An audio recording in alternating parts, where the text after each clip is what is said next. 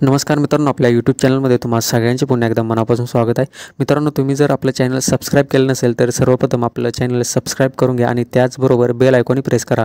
मित्रांनो, आपण बघितलं असेल तर याच्या आधीच्या व्हिडिओमध्ये आपण बघितलं की इंग्लंड आणि भारतामध्ये जी कसोटीचे सामने आहे त्याच्यामधला पहिलीच कसोटीचा पहिला सामना आपण त्याच्यामध्ये खूप छान पद्धतीने आपण मागच्याच व्हिडिओमध्ये सांगितलेला आहे। तर आता आपण मित्रांनो बघितलं असेल तर खूप छान पद्धतीने टीम इंडियाचे खेळाडू खेळ खेळताना आपल्याला पाहायला मिळत होते। आपण बघितलं असेल तर के.एल. राहुल हा थोडक्यात त्याचं 14 धावांनी शतक हुकलं, पण त्याने सुद्धा खूप छान अशा 86 धावा बनवल्या। त्याच्यानंतर मित्रांनो बघितलं असेल तर रवींद्र जडेजा खूप छान पद्धतीने त्याने सुद्धा मैदान टिकून धरलं होतं।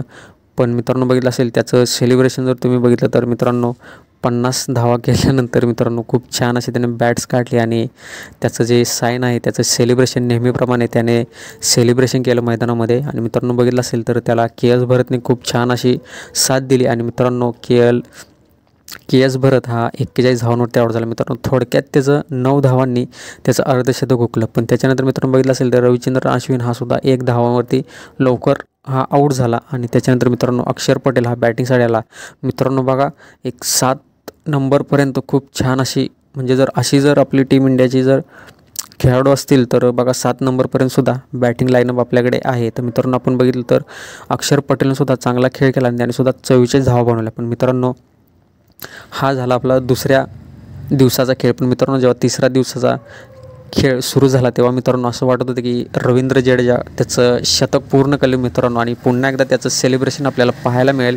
पण मित्रांनो थोडक्यात त्याचं 13 धावांनी शतक हुकलं आणि मित्रांनो 87 धावावरती तो आउट झाला। आणि त्याच्यानंतर मित्रांनो बघितलं असेल तर लगेच आपल्या विकेट्स गेल्या, आपल्याला धावा जास्त बनवता आल्या नाहीत। आपण इंग्लंडला 190 धावांनी त्यांना लीड दिलं। तर मित्रांनो आपण बघितलं असेल तर इंग्लंड हे बॅटिंगसाठी मैदानात आलं। त्याच्यानंतर आपण बघितलं असेल तर खूप छान पद्धतीने पहिल्या डावासारखीच ओपनिंग साजेदार आपल्याला पाहायला मिळाली। पण ह्या दुसऱ्या डावामध्ये सुद्धा रविचंद्र अश्विननेच क्रवलीची विकेट घेऊन त्याचा जो झेल आहे तो कॅच रोहित शर्माने पकडला आणि पहिला झटका टीम इंग्लंडला मिळाला। मित्रांनो त्याच्यानंतर बघितलं असेल तर पोप आणि डकेत यांनी खूप छान अशी खेळी केली, पण त्याच्यानंतर जसप्रीत बुमराहने डकेतचा बॉल काढला आणि त्याला 47 धावांवरती आउट केलं। त्याच्यानंतर मित्रांनो आपण बघितलं असेल तर इंग्लंडच्या पटापट विकेट गेल्या।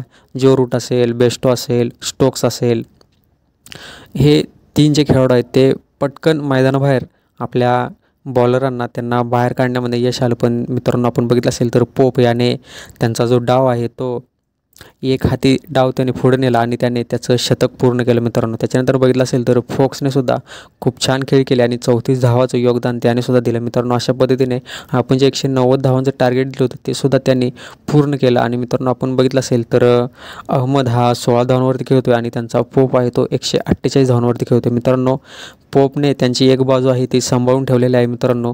पण आता बघूया त्यांच्या 6 विकेट्स तर घेण्यामध्ये टीम इंडियाला यश आलं आहे मित्रांनो। 126 धावांचं लीड टीम इंग्लंडने आपल्या टीम इंडियावरती आहे मित्रांनो। तर आपल्याला आता बघता येईल की आजचा तिसरा दिवसाचा डाव संपला त्यावेळेस मित्रांनो 316वरती त्यांना मजल मारता आली आणि त्यांच्या 6 विकेट्स घेतलेल्या आहेत। तर मित्रांनो आता लवकरात लवकर जर विकेट घेतल्या तर आपल्याला म्हणजे ह्या टेस्ट मॅचमध्ये आपल्याला पुन्हा एकदा कमबॅक करता येईल, कारण उद्याचा एक दिवस आहे आणि असे 2 दिवस आपल्याकडे आहेत। पण आपले बॉलरांना लवकरात लवकर त्यांचे खेळाडू आउट करावे लागतील तरच टीम इंडियाला खेळण्यासाठी आणि ते टार्गेट आहे ते थोडंसं कमी मिळेल, कारण आता आपण बघितलं असेल तर 126 धावांचं ऑलरेडी लीड आपल्यावरती आहे।